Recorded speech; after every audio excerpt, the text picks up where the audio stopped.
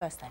To gangs and the problems of dealing with them. Gang members who trade in guns could face life in jail under government plans to tackle inner-city violence. The idea is among a set of measures aimed at helping gang members escape a life of drug dealing and violence and crack down on those who refuse to change their ways. Well, we heard from the Home Secretary Theresa May earlier. She told us she's considering plans to help families where the children are thought to be most at risk of being caught up in that lifestyle.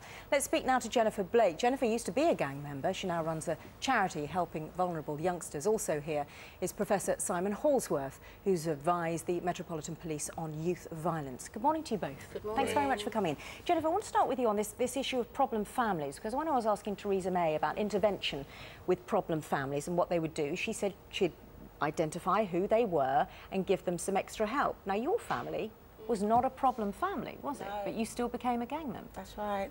I came from a very good background, so, you know, they've got this stigma out there that, you know, they come from single parents, you know, these young people are all mixed up because there's no order in the family. My family was very ordered, but I made that choice. So why did you get involved in a gang? I just rebelled against my parents' upbringing. You know, I decided that I wanted to do what I wanted to do, and that's what I've done. So at 13, I left home, and I ended up in care, and then ended up in a care system that then opened a whole new doors for me. So I made the choices to walk down that road.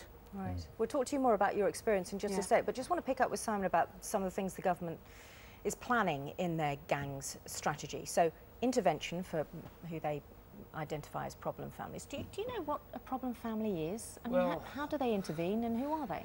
It's an area which is full of all these vague expressions. Gang culture is a vague expression, the gang is a vague expression, problem families. And it's all these vaguenesses, they seem to have all these strong, striking numbers, like 120,000 of them. I don't know where these numbers come from, to be absolutely honest. Clearly there are problem families out there, but quite clearly the problem with the streets is not simply a problem that emanates from problem families. There's also a stick and carrot approach being suggested, so help to get young people out of gangs who want to get out of gangs based on successes they've had in Strathclyde and Boston. So that's got to be a good idea, hasn't it? And get them out and put them where and do what with them. You know, you're talking about young people that are empowered by what they do. So you're going to just take these young people out and do what with them? Well, we're talking about mentoring, advice on finding work and getting into education and training. You're not convinced? No. Why not? Why not? No. Let me tell you something. They put a barrier up against everything that they do. A young person may be in temporary accommodation and that young person may want to go to college. If they're not receiving the benefits that they need to pay their housing, then they can't do their full-time college.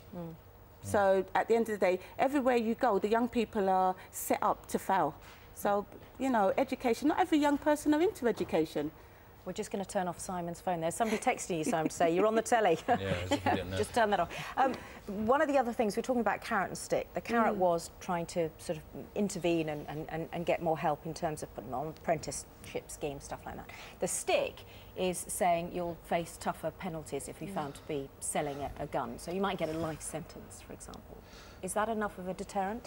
Well, if you commit a serious offence with a gun, you're going to get a heavy sentence anyway. So let's make no bones about it. People already get heavy sentences. You commit serious violent crime, you kill somebody, you seriously injure somebody, you're going to get that kind of sentence. You don't need to dress this up as a gang intervention strategy.